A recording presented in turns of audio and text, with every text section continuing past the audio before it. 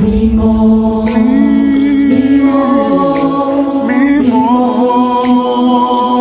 Ma Bible au quotidien, le verset du jour. Romains chapitre 10, le verset 17, je cite.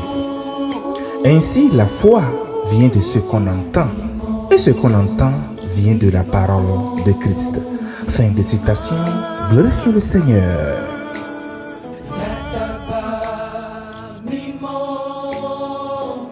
Le verset du jour nous enseigne que la foi est un don de Dieu reçu par l'intermédiaire de l'évangile de Christ. Bien-aimés, le chapitre de Romains 10 explore la dichotomie entre la justice basée sur la foi et celle basée sur les œuvres de la loi. Paul y exprime son désir ardent pour le salut d'Israël et du monde entier d'ailleurs et explique que malgré leur zèle pour Dieu, ils n'ont pas atteint la justice parce qu'ils ont cherché à l'établir par leurs propres moyens plutôt que par la foi en Christ. Lorsque nous parcourons un peu les versets en amont de notre verset du jour, le verset 17, lorsque je vois le verset 4 par exemple qui dit « Car Christ est la fin de la loi pour la justification de tous ceux qui croient ».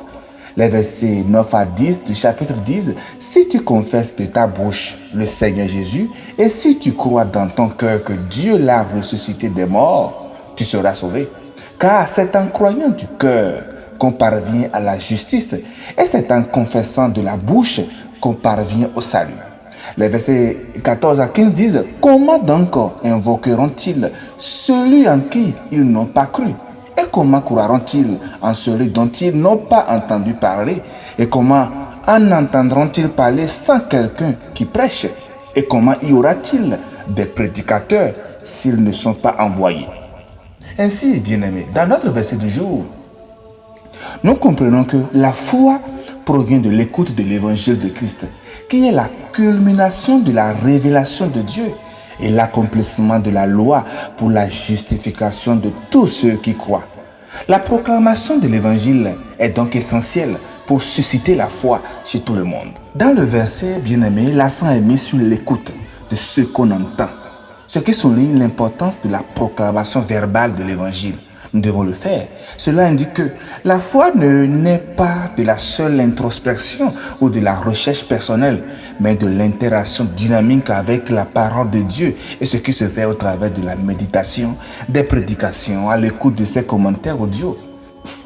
Chers amis, dans un de nos précédents commentaires du verset du jour, j'ai évoqué cette fois où je me suis levé un peu trop tard pour avoir un temps avec Dieu avant de partir au travail. En m'habillant, je pensais que je n'aurais pas assez de temps pour recevoir quelque chose de Dieu ce jour-là. Avant de partir, j'ai quand même entamé la lecture du psaume 23.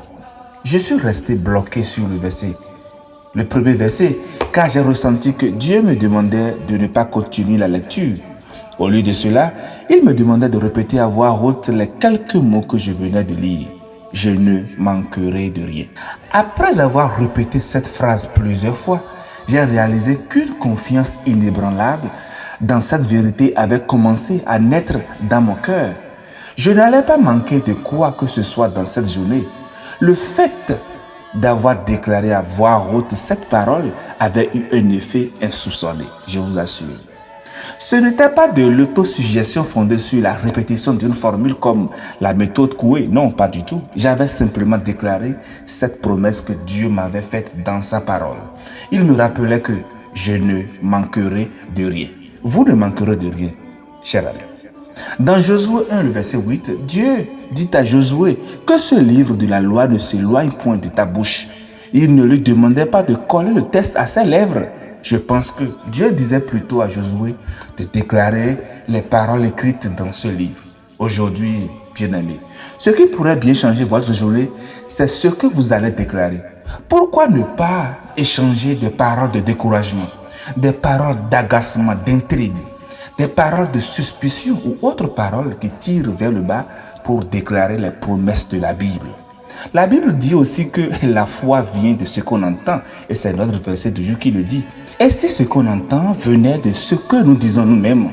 Pensons-y et laissons la parole de Christ que nous entendons au travers de différents canaux, notamment les récits de sa passion, de sa résurrection, raviver davantage notre foi. Chers frères et sœurs, déclare sa promesse sur ta vie. La parole agit efficacement. Méditez sur tout cela et bonne suite de semaine sainte à vous dans la compassion du Christ Jésus. Alléluia chez vous.